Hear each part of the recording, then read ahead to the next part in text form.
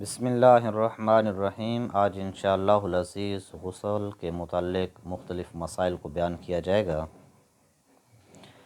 عورت جنوب ہوئی اور ابھی غسل نہیں کیا تھا کہ حیض شروع ہو گیا، تو چاہے اب نہا لے یا بعد حیض ختم ہونے کے نہائے، یعنی اس کے لیے اب نہانا کوئی لازمی نہیں ہے، حیض کے ختم ہو جانے کے بعد وہ نہا لے۔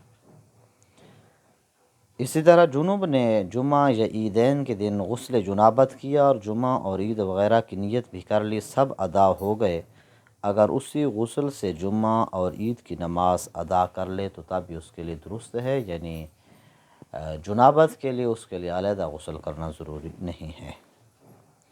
عورت کو نہانے یا وضو کرنے کے لیے اگر پانی قیمت کے ساتھ لینا پڑتا ہے تو اس کی قیمت شوہر کے ذمہ ہے۔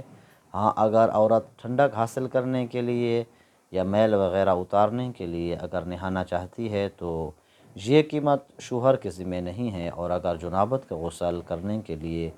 پانی قیمت کے ساتھ ملتا ہے تو یہ قیمت جو ہوگی شوہر کے ذمہ ہوگی۔ جس پر غسل واجب ہے اسے چاہیے کہ نہانے میں تاخیر نہ کرے۔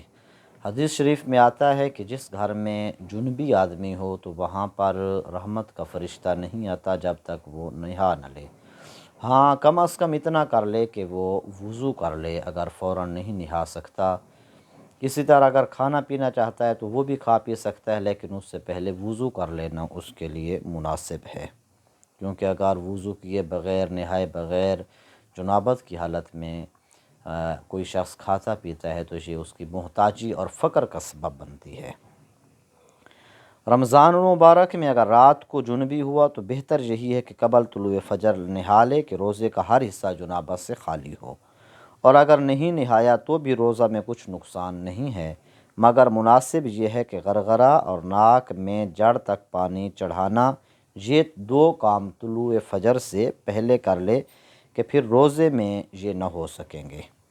اور اگر نہانے میں اتنی تاخیر کی کہ دن نکل آیا اور نماز قضا کر دی تو یہ اور دنوں میں بھی گناہ ہے، اور رمضان المبارک میں بطریق اولیٰ یہ چیزیں گناہ ہیں۔ جس کو نہانے کی ضرورت ہو ایسے شخص کو مسجد میں جانا، طواف کرنا، قرآن مجید کو ہاتھ لگانا، اگرچہ سادہ حاشیہ ہو یا اس پر جلد وغیرہ یا غلاف وغیرہ ہو، اور اسی طرح ہاتھ لگانے کے بغیر زبانی پڑھنا،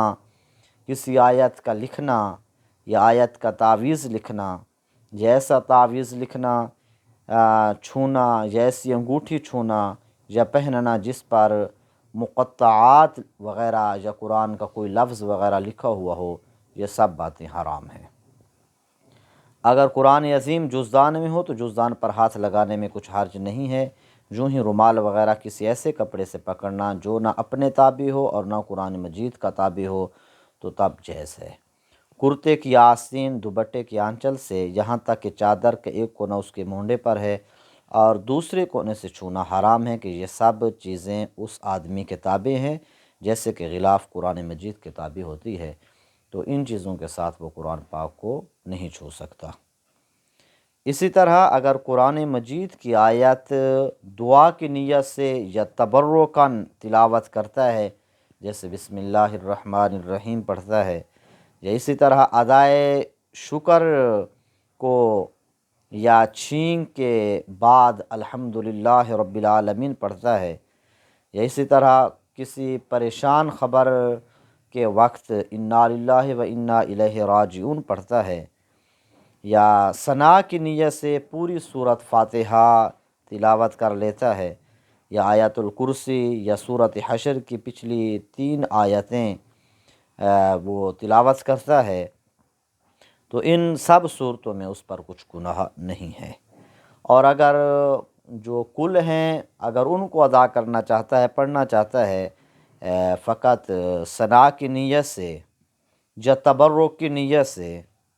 یا کسی اور صورت میں، یعنی تلاوت کی نیت کے بغیر کسی اور طریقے کے ساتھ ان کو ادا کرتا ہے، تو اس صورت کے اندر لفظ کل کو ساتھ ادا نہیں کر سکتا، لفظ کل کے بغیر ان کو پڑھ سکتا ہے۔ بے وضو قرآن مجید یا اس کی کسی آیت کو چھونا یہ حرام ہے۔ بے چھوئے زبانی یا جو ہے زبانی یعنی ہاتھ لگانے کے بغیر اگر پڑھنا چاہتا ہے تو پڑھ سکتا ہے۔ اسی طرح قرآن مجید کا ترجمہ اگر کسی اور زبان میں ہے، یعنی فارسی میں ہے، اردو میں ہے یا کسی زبان میں بھی ہے، تو اس کو بھی چھونے اور پڑھنے کا وہی حکم ہے جو قرآن مجید کو چھونے اور اس کو پڑھنے کا حکم ہے۔ قرآن مجید دیکھنے میں ان سب پر کچھ حرج نہیں ہے، اگرچہ حروف پر نظر پڑے اور الفاظ سمجھ میں آئیں اور خیال میں پڑھتے جائیں تو اس پر کچھ گناہ نہیں ہوگا۔ اور جو لوگ یہ بیان کیے ہیں ان لوگوں کو فقہ، تفسیر، حدیث کی کتابوں کا چھونا مکروہ ہے، اور اگر ان کو کسی کپڑے سے چھوا اگرچہ اس کو پہنے یا اوڑھے ہوئے ہو تو حرج نہیں ہے، مگر موضع آیت پر ان کتابوں میں بھی ہاتھ رکھنا اس شخص کے لیے حرام ہے۔ درود شریف اور دعاؤں کے پڑھنے میں حرج نہیں ہے، مگر بہتر یہ ہے کہ وضو یا کلی کر کے پڑھیں، اور ایسے لوگ جو ہیں یعنی جنبی ہیں یا بے وضو ہیں تو ان اشخاص کو اذان کا جواب دینا جو ہے وہ جائز ہے۔